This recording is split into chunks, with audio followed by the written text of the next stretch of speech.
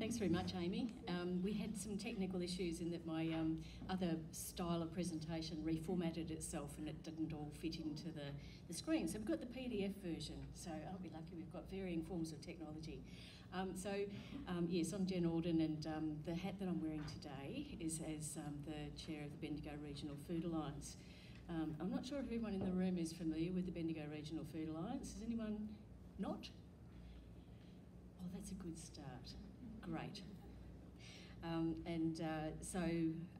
What I'm going to do is actually just give a really broad brushstroke around the background of how we got to being the Bendigo Regional Food Alliance, and I hope it's not too boring for people who have heard that all before.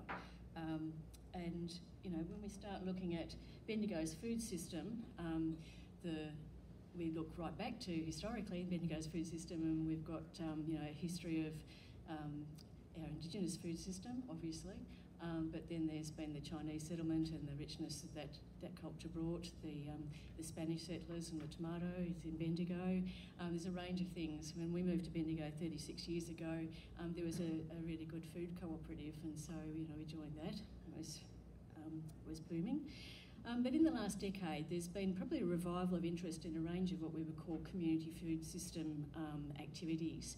And people are very familiar with, you know, community gardens. They've been around Bendigo for quite some time. There's varying tallies of how many there are, maybe 9, just depends who you're talking to. But with that's come also our richness of, I've got the words refugee gardeners there, our Karen community in particular. People might be familiar with the old church on the hill, particularly in Quarry Hill, but also the Salvation Army with the Gravel Hill Gardens, where the Karen community are doing a lot of getting their hands dirty and growing terrific culturally appropriate foods, which comes into our discussion about food security later on, because it's culturally appropriate food. We have, what I haven't got up there is Peppergreen Farm. Now that's actually on the side of a Chinese market garden, and there's a great history there. And so there's the scale that can come with from small individual plots up to a larger endeavour like Peppergreen Farm. There's a farmers market, obviously, and that's been growing. And the extension of the farmers market is something that's been looked at over a period of time. So pleased to see that extending into a twice a month initiative now. Box schemes, people might be familiar with those. Again, different ways of accessing local foods. And then the different initiatives to support our food system. So people might be familiar with Food Fossicas, which is around the support for the more the commercial and the industry and producers network for Bendigo. And then initiatives that have stemmed from that, such as the From Market to Paddock to Plate, which is a very popular one that Sonia Anthony, who's here, might be very pleased to speak to you about, but just another way of bringing people into connection with where their food comes from. School kitchen gardens, we're going to hear a bit more about later, and there's a large number of those, and we've had connection through the Food Alliance with those. Bendigo Food Share, we've heard a bit about, and I used to be on the board of Food Share, so that's something that's close to my heart, but obviously the access to affordable and healthy food is a big issue, and we do waste an enormous amount of food, so there's a number of angles to food system work that Food Share's work touches on. And then there's the pet project of mine, which is Edible Bendigo, which is around getting everybody enthused about growing food in Bendigo. A lot of the work that's been done in Bendigo, of course, comes from data that shows some and you know, this data can always be updated, but the essentials of 41% of households are on income of less than $400 a week. And when we talk about emergency food relief in particular, we know that we've got people who are classified as working poor, so not necessarily a stereotype of who we might feel is requiring assistance to eat a healthy diet. The food insecurity stats, of course, place Greater Bendigo above the state average, well and truly. That record was 9.4% compared with 5.6%. The stats differ on overweight and obesity. I think it's higher than 53%, but it's, there's different sources for that. But suffice to say, there's a growing trend and a huge looming health issue with regards to the risk factors that obesity and overweight overweight and obesity present into the future, and that's underpinned also at times by the fact that 58% of people don't meet the recommended daily intake for fruit, and 91% don't meet the daily vegetable intake, which keeps coming up as the same type of statistic. It hasn't changed very much over quite a period of time. And just to top it off, welcome to Bendigo, but people in the region die on average 2.5 years earlier than Metro. So this work came, as Amy has mentioned, came from the Healthy Together Bendigo initiative. So we're talking about work over 6 years or so, longer, and of course that came out of the Healthy Communities work nationally, and then a series of initiatives that followed through. So the Food for Thought research paper, back in 2013, we had a food forum, which was attended by, I think about 90 people. Another terrific day, an opportunity for people to bring out their ideas, and those ideas were captured and then fed into the food security report that has been the basis of a lot of work through Council. And part of that, the Healthy Together initiative, was the Healthy Food Connect.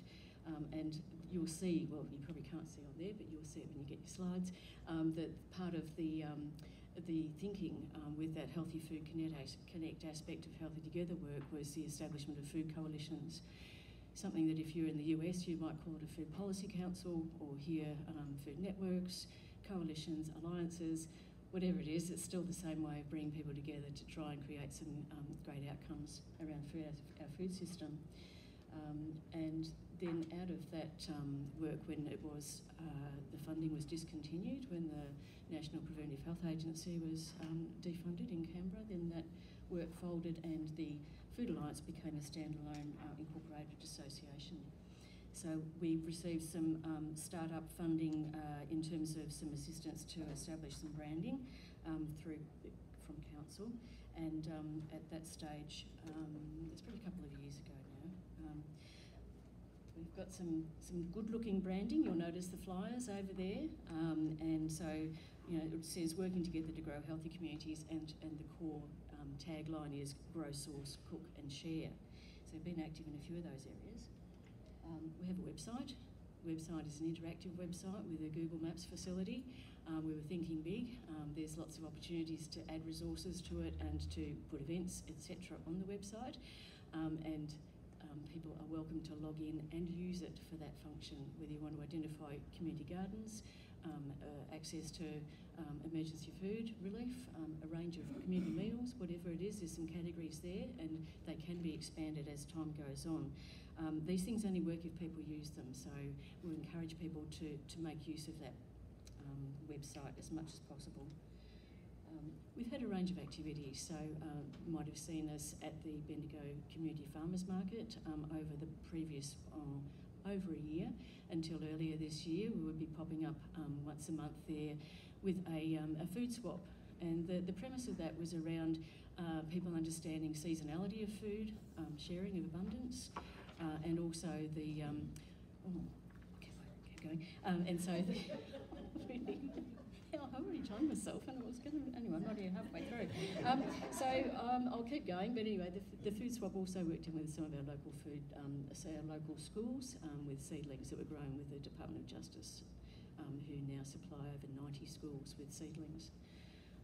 The Edible Oasis, people might have seen the wicking boxes around town, and the wicking boxes were part of a initial initiative, which was a funding, big give crowdfunding, and then there was a council grant for waterwise gardening and education around food growing, and that was before I was on council. We auspice a group called Bendigo Regional Fruit Fly, who've received funding through AgVic, and with the fruit fly situation, there's a whole talk involved with that. But that will also, the work they've been doing to train people with pruning to manage their trees, fruit trees, will actually stand us well in moving forward into a harvest program, where we hope to be able to do that in the community and help people harvest their fruit effectively and use some for social enterprise. There's been a lot of forums and reports, and this The forum that was happening in 2012 when I came back into Bendigo from working at Cultivating Community was the Growers and Eaters Forum, so there was 150 people at that. All along there's been people ready to be involved. I suppose the shorthand of all of these different initiatives, forums and feasibility studies, things like a food hub feasibility study, because there's plans obviously for a food hub that have come also out of that Healthy Food Connect work and the food security report.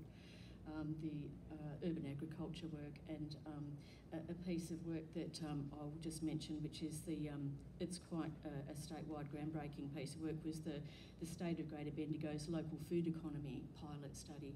And that was actually, again, interviewing and talking to many stakeholders, as the other feasibility study had done, to get a sense of what the economic drivers are around our local food system, right down to the domestic scale, where we had surveys of people's backyard production and value adding and how people are using their food from that level, right up to the big producers who might be turning over up to $200 million worth of a value added product from the larger agribusiness. So I'll just finish off with the Pick My Project, because Helen referred to that. The coming year we'll have people might have been aware there was a process for Pick My Project, funded $30 million from the Department of Premier and Cabinet some time back, and so people voted according to a range of initiatives that were put forward for popular vote.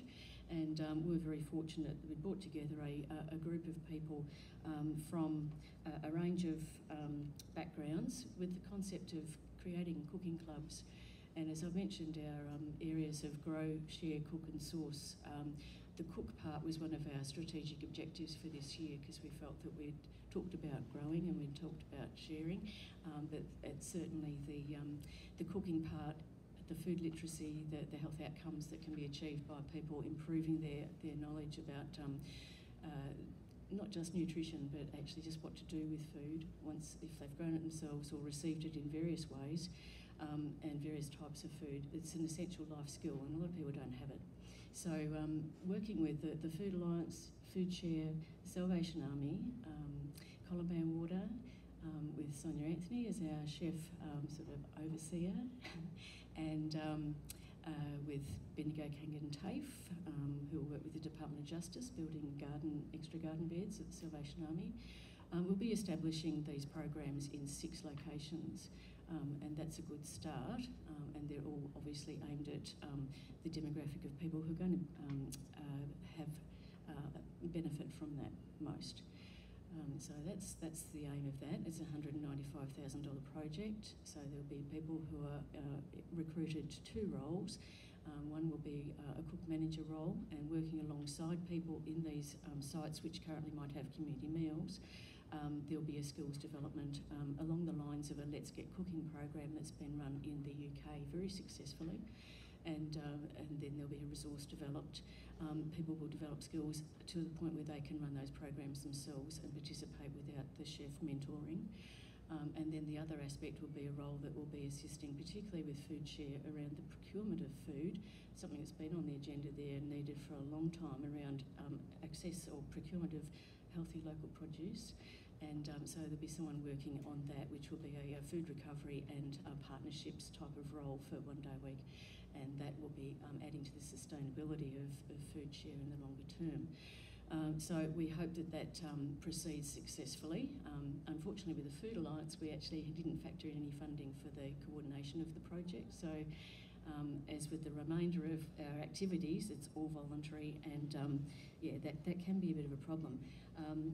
So my final point there being that we have a lot of capability. We have a mailing list of over 60 people. We've got dozens of members.